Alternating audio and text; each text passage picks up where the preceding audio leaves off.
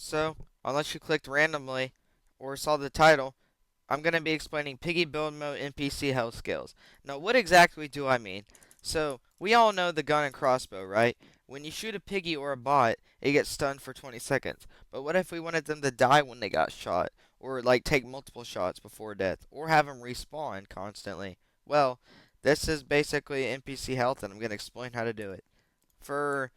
If you want to do a normal bot skin, all you have to do is a touch trigger that has to be activated when the game starts.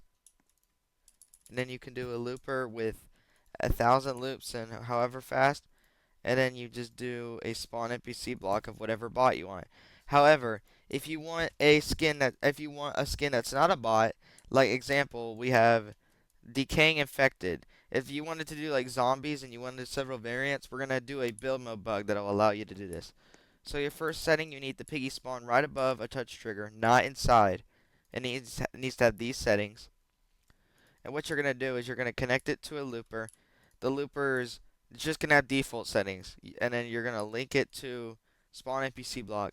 And the NPC must be the piggy bot and have it just one. Now, what do I mean by this? You'll see. So, then you're going to bring these down somewhat low into the void. You don't want them. You just want them somewhat down here. And what's going to happen is when we start the game, instead of spawning just one piggy, it's going to continue to spawn more. You see? Now, it might take a while, but you see how... And it's going to do this forever. And you probably don't want infinite NPCs in your building map, so we're going to fix that. But this is how you get NPCs to spawn. Now, how do we want the NPCs to die or limit? Here's what you're going to do. Here's one option. You're going to connect the touch trigger to a timer, and you want to set that timer to however long you want. I would recommend counting how many NPCs spawn so you can determine how many you want. So let's say 3 seconds. After that, you're going to connect it to a power death block, and you want it to have affect NPCs and affect infected. No other things. And now you're going to size it. I'd recommend 3 by 3 here. This is because the bots just constantly spawn, and you can't do anything about that. So what you're going to do is you're just going to...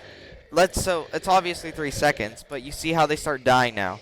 This is just going to keep happening, and you can just ignore it.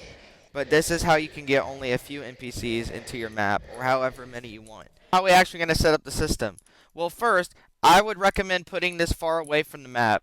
So we're going to have to move everything to far away. This is because the NPCs don't try to target the players, and I'll show you why they don't want to do that and how they'll get teleported into the map later. I'm going to make a little system right here, and here's how it's going to work. The NPCs are going to spawn, and then they're going to go down a path. Why are they going down this path? Well, we'll explain that in a second, but let me show you how this system is set up. So we want the zombies, depending on how many you have, this is how big you can make it. You're going to want to have several different touch triggers. And they're, so let me space them out more. And then they're all going to have a goal. So, we need an if gate for each and every one. How many? This just depends on how many NPCs you have. So let's say we want 4 NPCs. We're going to connect these all to only infected, on forever. We're going to do this for each and every single one. This is going to determine when they get stunned and activate the links. So we're going to do this. Oh, wait, that one glitched. Okay. So we're going to move it here. Now the if gates, what do we want for them? So for the health system, you need the gun. So you're going to do it to is stunned. And then you're going to do it for every single one. Just varies on how many NPCs you'll plan to have. Is stunned. Alright. Alright, so is stunned. What do we want them to do? Do we want them to die, or do we want them to be reset? Now, this is what I'll explain next. So, what I find here is, what is this exactly? Well, like I said earlier, the infected are going to have to go in a line of system for each individual NPC to affect the if gate. So what they're going to do is, this system I've made, they're all going to go after this fake player NPC.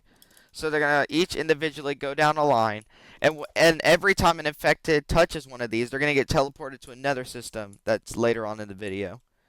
So, like, the first NPC touches this, they're now affected by the if gate, and they're teleported to the second system. Same with this one, and it repeats.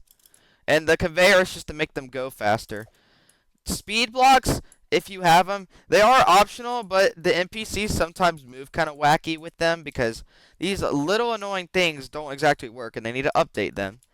For each if gate, this is how you decide if you want them to die or just temporarily die, which I'll show the difference. So if you just want them to die, you need to connect the if gate with is stun to the power death block right here. Will work. Alright.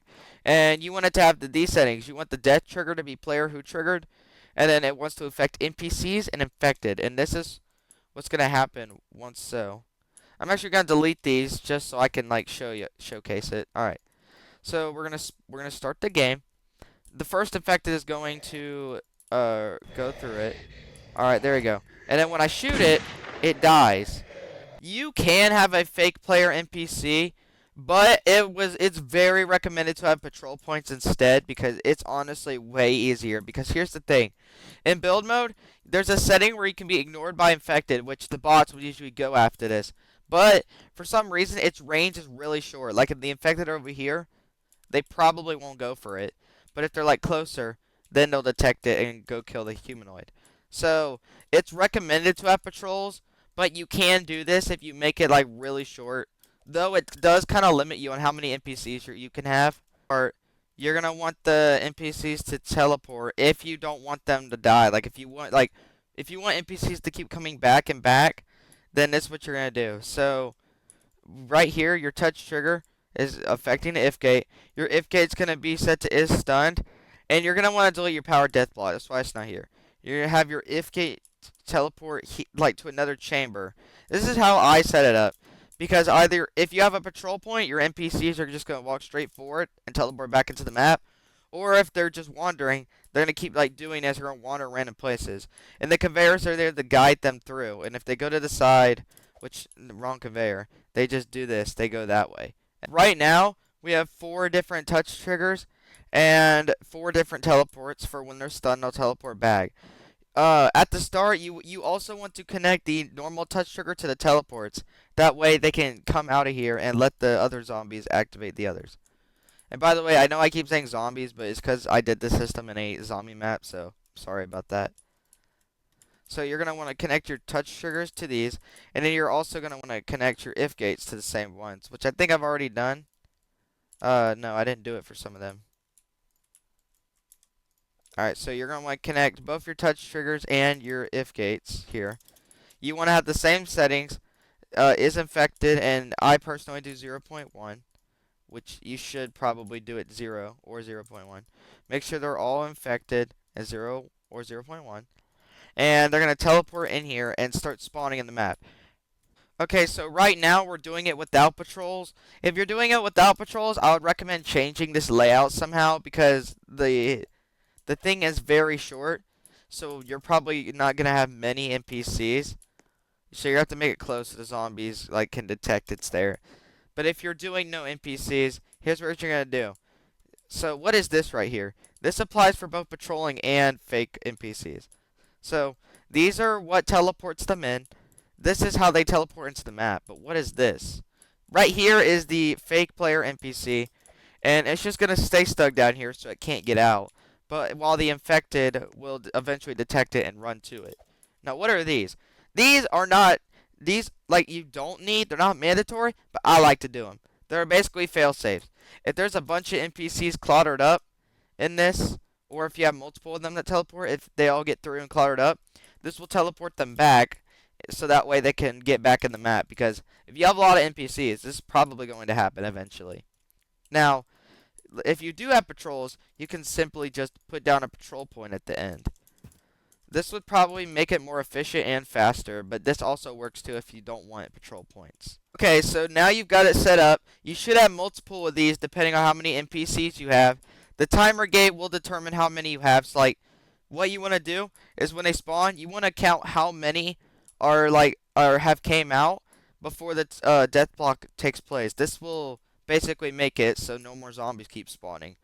Or if you want, you could just make it where they die if more keep spawning. So which right now, 15 seconds is definitely not enough, but this is just for mine. These will all teleport into here. The zombies will go in this touch trigger, spawn in the map, and fail safes, and this is what they do. So this is how you would set up the system. But what if we wanted them to be able to tank several shots? That's what we're gonna do next. Alright, so this is how it's set up for if you want it to get hit multiple times. Now, it looks a lot different compared to this, right? Well, it would be much simpler if it wasn't for the fact that the links just do not work when you do like the easy setup. So we're going to have to do the more complex version. So, I'll explain what this does. Grandmother is just an example NPC, and we're going to have to shoot Grandmother several times before she actually gets in the map. We have 2 touch triggers here, which I'll explain what they do, if I can move Grandma. We have 2 different touch triggers. The first one, infected only, and stays on forever. This will connect to an if gate, which is stunned, and we're going to connect it to an AND gate, which I'll explain what that does in a minute. And we have another one, purely for just teleporting the bot to the map. So, this, and then the bot, you obviously have, is infected, 0 or 0.1. So, the if gate is stunned. It's going to go to an operation block, which is going to add 1 to the counter. You do it as 0. You link all this, and then however many times you want it to get stunned. So let's say I want it to get hit twice before it happens. When this happens, it's gonna break this down and let Foxy. Now, why is Foxy here? Well, because of the links not working, we have to let another NPC directly affect the link counter. So the reason we have conveyor here is when the game starts, it gives it time to load, and this block won't be non-collidable. So Foxy is just gonna be on the conveyor. This is about when the game starts and the links are ready. It'll just stay down here. Now, when it's stunned 2 times, it'll let Foxy fall into this touch trigger, which is only affected, stays on forever, is off. And what this will do, you'll connect a modifier gate, which needs to have clear last activated by. It needs to have another operation block which has set and sets this to 0. That resets the counter. And then you need the Foxy NPC to teleport back up here. That way it's ready for use again. What this will do is this will allow the Grandmother bot to teleport back here. So the Grandmother bot will be stunned, and once it's unstunned, it'll teleport back in the map and you get to shoot it again. I'll show this as an example real quick. Alright, so we have this huge setup. So I need to shoot Grandmother twice for this to work. So she tanks the first hit and she's stunned, but after the first hit, and then we shoot her again, Foxy is gonna teleport and the Grandmother is gonna teleport back in there.